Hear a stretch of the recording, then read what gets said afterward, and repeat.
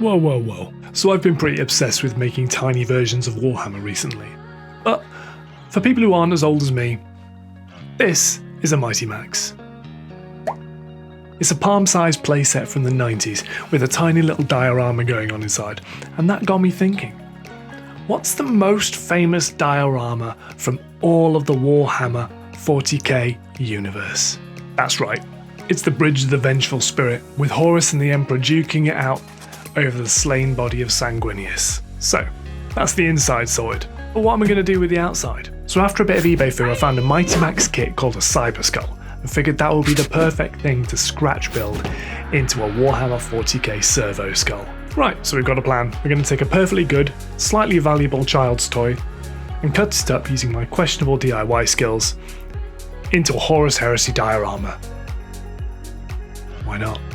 We're going to need to head out to the workshop. Come with me.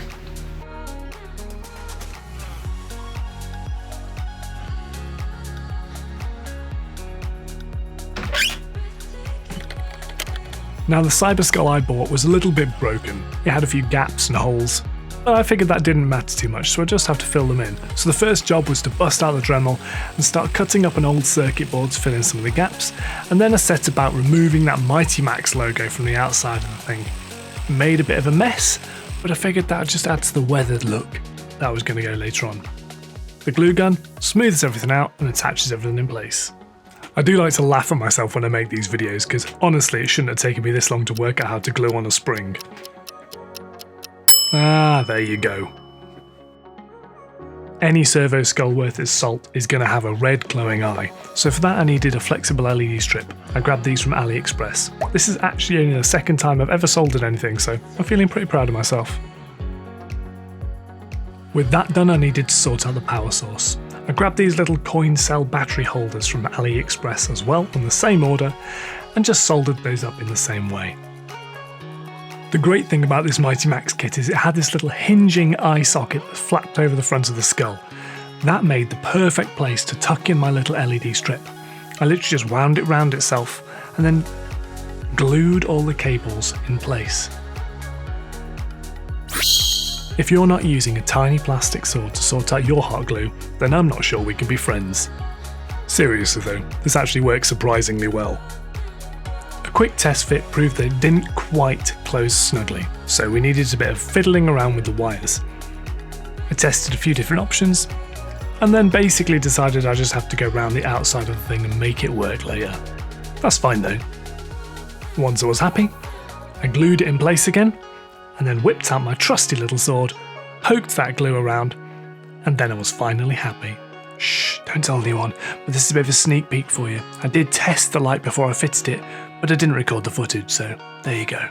Oh, and if you're wondering why I'm wearing a hat, it's because it's actually about 10 o'clock at night in the UK at this point, and it's absolutely chuffing freezing in my garage. With the temperature dropping and the light fading, it was just time to raid my plumbing box, grab some bits and pieces which I thought might look a bit cyberpunky or servo scully, and then retreat indoors. It is chuffing freezing in here. Let's go back.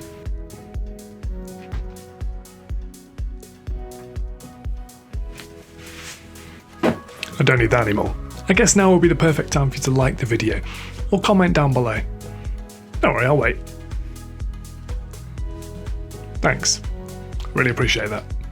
If you've never tried scratch building before, you really should. It's a lot of fun. Essentially, just get a lot of crap that's lying around your house and randomly stick it to the thing you're working on until it looks good. Or not. The black thing is a thing that used to hold screwdriver bits. No need to make it complicated. I just filled it full of hot glue, then poked loads of wires into it. Neat. That cool mesh is actually from a PCI slot from a recent PC build. And the braided cable is from a sink attachment. It didn't look freaky enough, so I glued some panel pins on as well. Go a bit Hellraiser, why not? The first plumbing olive was easy enough. The second one though didn't quite fit, so I needed to bulk it out and I'd used some wire to do that. After that, it worked perfectly. Then it's just a case of threading it all back together, chopping it down, gluing it in place and using a little bit more of that mesh to make a weird sort of Vox speaker type thing. Alright, so this is where we end up. I reckon this looks pretty good. I reckon this would fit nicely into a 40k grimdark hellscape. Needs to do some work on that inside though, don't we? Did anyone else play with these things when they were kids, or was it just me? What would a Heresy diorama be without the characters? So these are all epic scale miniatures, and I'm just clipping them out of the sprues and then cutting them up. This is sanguineous. Yes, it is. Don't question me. See? He's got wings. He's obviously sanguineous. Well, you know what? Forget about that for a minute. Let's talk about Horus. You know when sometimes you have a really good idea that turns out to be a really bad idea? Yeah, this is one of those times. I know. I'll make Horus's lightning claw, I thought. How can I do it? I know. I'll chop 3 absolutely minuscule strands of hair from a Sigvolt model I've been kit bashing. Then I'll just glue those in place on this tiny little epic scale model. That won't in any way be frustrating, will it? Cue the most frustrating 25 minutes of my hobby career so far.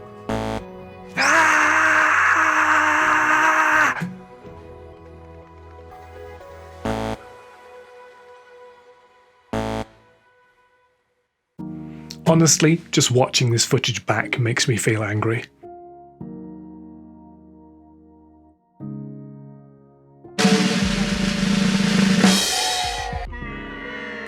Oh, fuck it. Anyway, let's get back to sanguineous. I discovered that if you're going to work with green stuff, you should oil the surface the green stuff is on beforehand, because that means it comes off a lot easier. And also, if you wait for it to cure before you peel it off, then you'll do a lot better. Don't do as I did and remake it 15 million times because you're trying to work with soft green stuff. So a blob of super glue will attach him to his wings, then we're going to need to paint him. But before we do that, let's pop him in place and see what he looks like. Yes, this is going to look cool. So, paint them grey.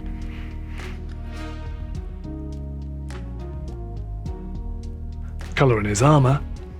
Bit of gold. And then sketch in some relatively ropey looking wings. But, yeah, this looks pretty cool already.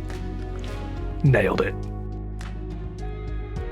Next up I had to make the Big E himself. Now one of the cool things about these little Mighty Max kits is they have little footprints in which you can put your little models, so I wanted to lean into that and had to chop up his base to make him fit. But he did, so that's all good. The other thing the Big E needs is a big old flaming sword. So I took some of that green stuff that I mixed up earlier and chopped it into the shape of a sword, and then crudely stuck that sword to the size of the epic scale mini. I figured that this thing's so small that you don't need to put a lot of effort into the detail. And I think I was right.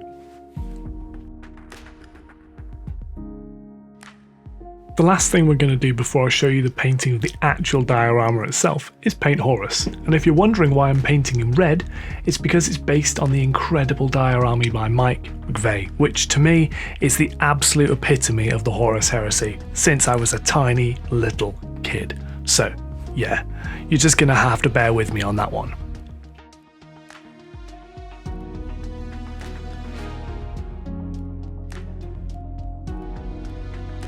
This colour is Golden Acrylics Titanium Buff. This is actually a heavy body acrylic, but you can make any paint work. You just got to add enough thinner.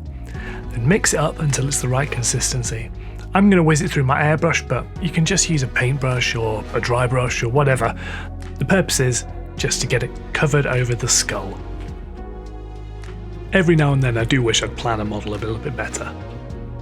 As I was spraying, it left lots of overspray inside the model, which then, when I opened it up, gave me the great idea to Zenithal highlight stuff, which was a complete waste of time as I was just going to paint over it anyway because the whole thing needed to be marble, as you'll see in a minute. And again, I probably should have done this bit first, and then gone in with the Titan buff. Never mind. Over we go again. In fact, you may even be wondering why I bothered to paint all the silver parts silver, and honestly, I was asking myself the same question too, but it probably makes it more consistent. I don't know, it felt right at the time, and it worked in the end.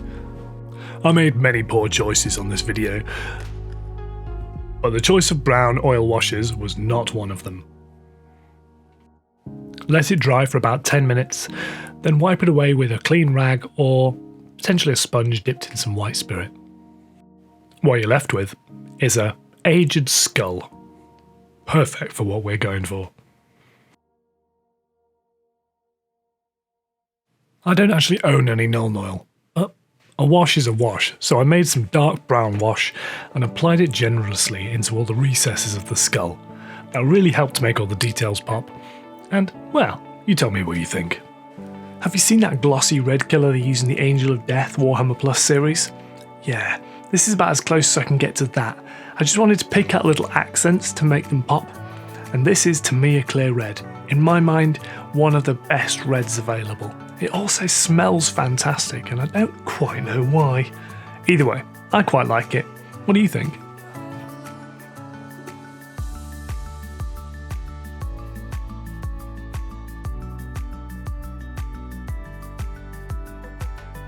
The final step for weathering was to apply a verdigris to anything that was brass, and then a rust effect to anything that was other types of metal.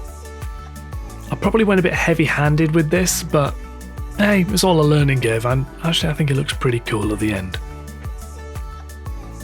In fact, yeah, it's definitely way too much. Luckily, all dirty down products, which these are activated with water, so you can just go back in with a wet brush and wipe away what you don't want, which makes things really easy to fix later.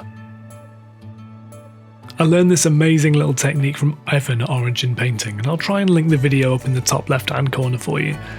But essentially it's a 3-step process. You get an old wet wipe, sort of tear it apart till you get a sort of spiderweb, cobwebby sort of look, and then over a black base you spray gold paint. Then you do the same thing again, but spray white paint. And eventually you're left with something that looks like marble. Now, it took a couple attempts to get right. The steps and the floor are probably a bit too white, but the upper levels, yes, they are exactly what I was going for. A quick colour in the details in black paint and we're ready for the next bit. I pick out the metal cabling in either Tamiya, Titan Gold, or a silver paint, depending on my fancy.